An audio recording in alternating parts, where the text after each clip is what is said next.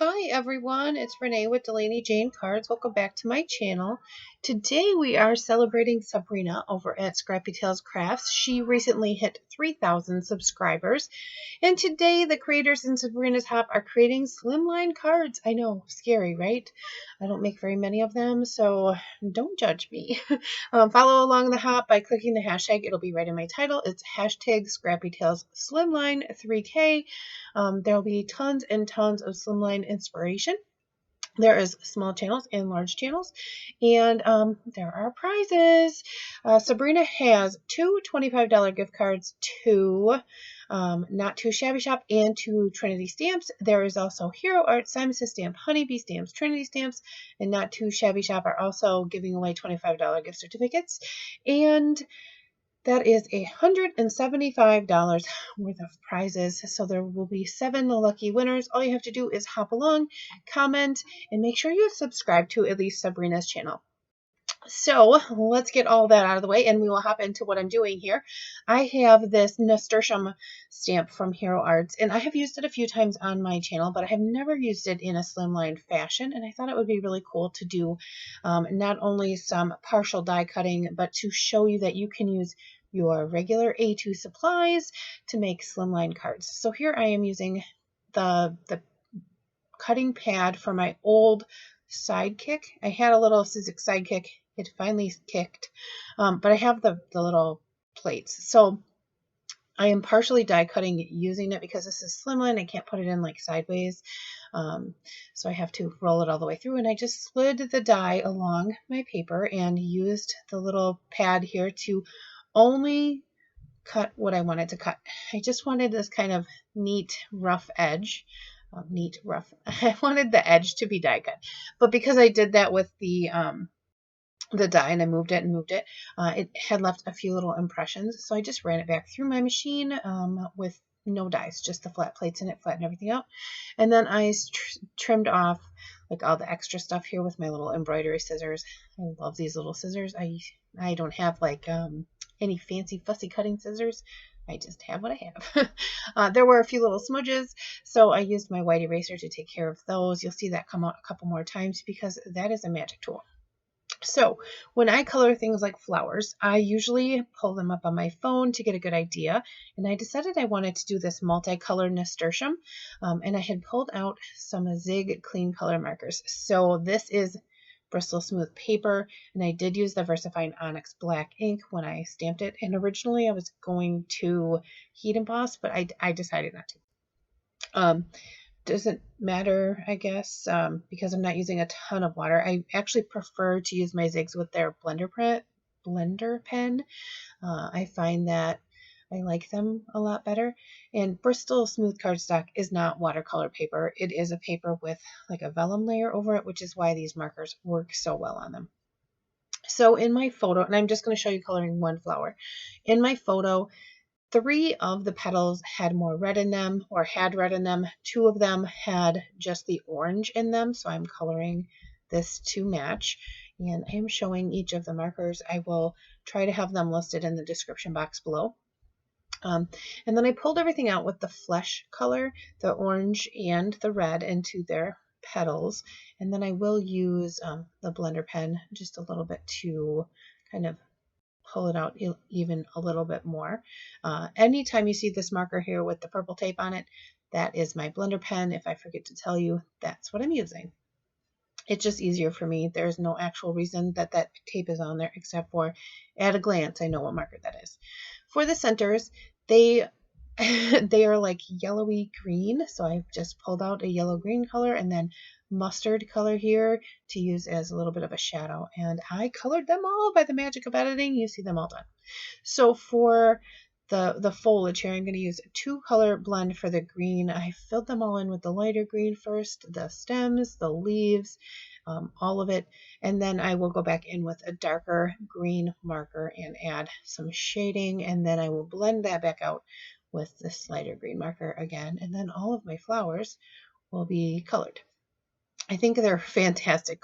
Flowers are really cool because you can pull up a picture and you can color them just like the picture, or you could color them any way you want, and they still always look really pretty.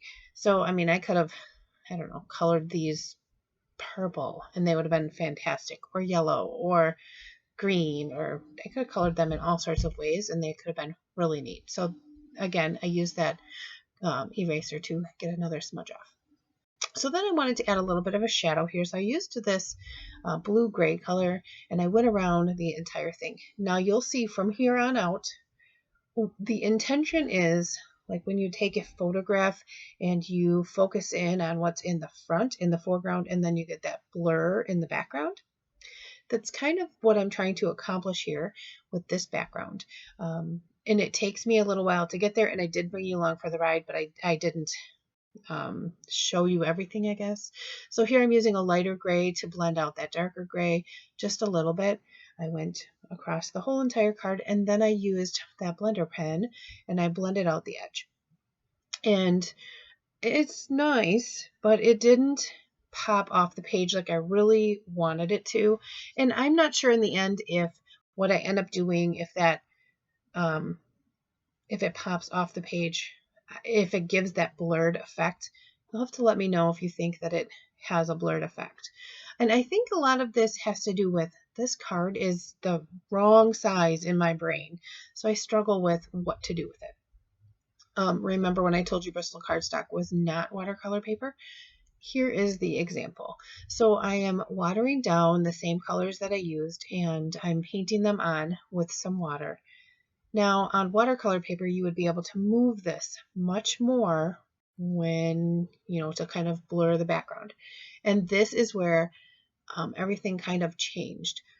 These colors did not move after I was done like I had hoped. See here, I'm using some water and they move a little bit, but they don't blur out like I wanted them to. I wanted there to be kind of spots of color in the background, so maybe it looked like there was just tons and tons of nasturtiums in the background. That's not what I ended up with. I ended up with this crazy looking background.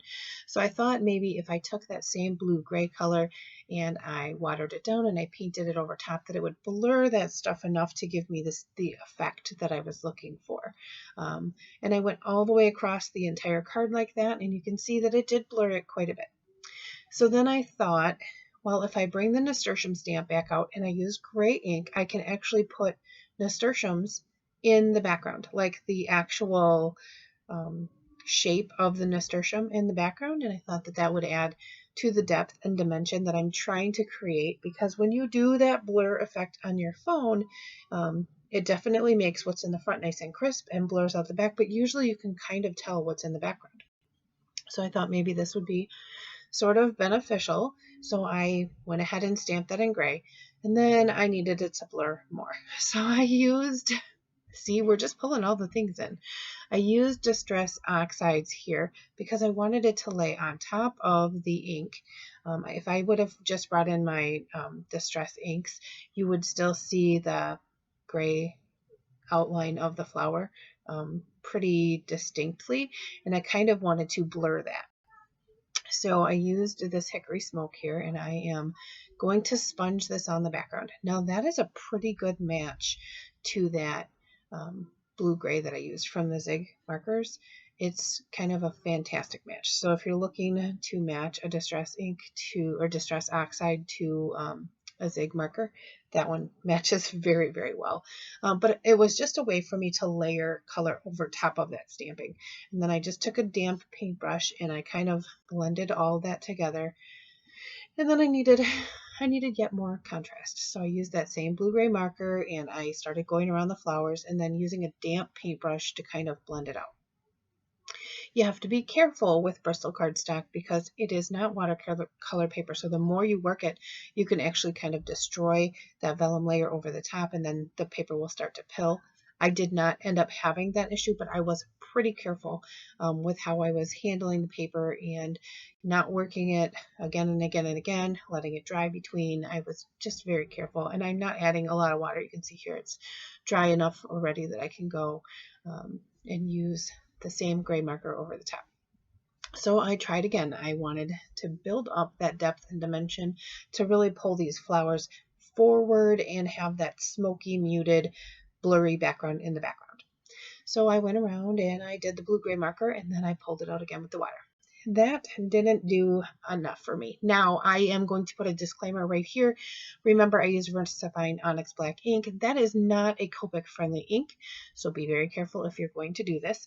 But I used C6 and C4 to add a little bit more dimension to these flowers. I do believe in the end that it was necessary. I think I got much more contrast and much more definition around my flowers by doing this.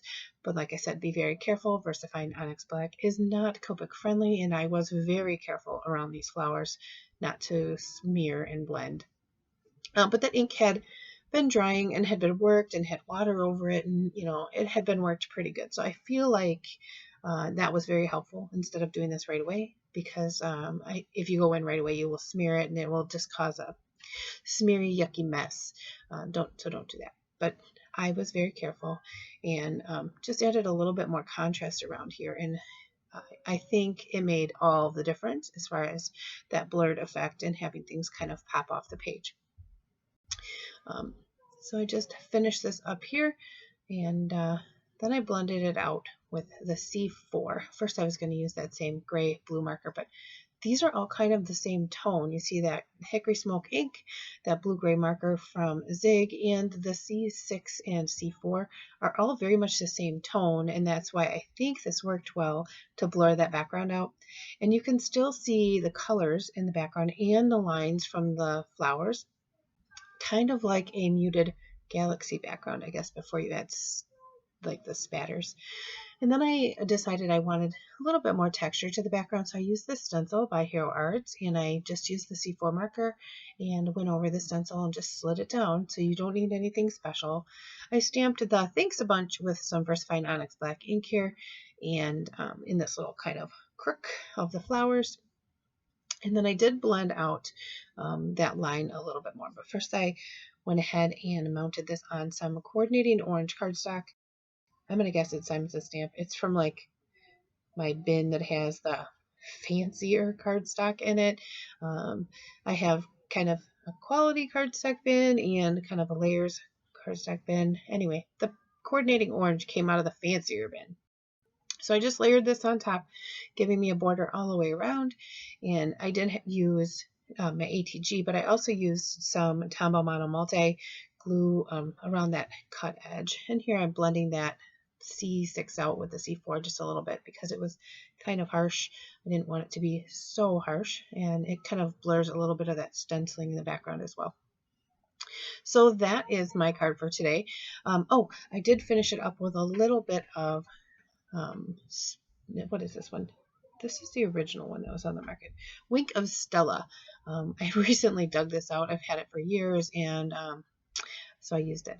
What I did is I went around and did all the orange petals first, and then went back and did the red, and then wiped it off, and then did the green leaves.